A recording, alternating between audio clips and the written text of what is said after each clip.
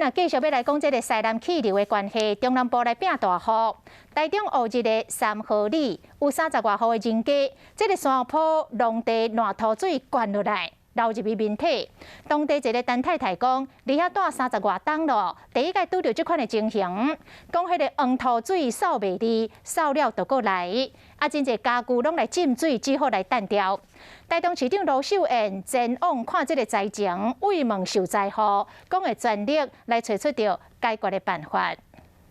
民家厝内底出现一条黄色的河，自客厅一路淹到灶骹。自礼拜开始一直到昨，只要一清好清气就过来，家具阁有家电拢袂复搬，全部浸水，互等家规家伙仔拢真无奈。30几年了，没有发生过这种事情呢。连续2天啊，2天都是这种情形，你敢看嘛？这是要哪清？清伊就过来，清就过来。下田路30外间厝拢因为这场大雨淹水，民众拢清水清甲腰酸背痛。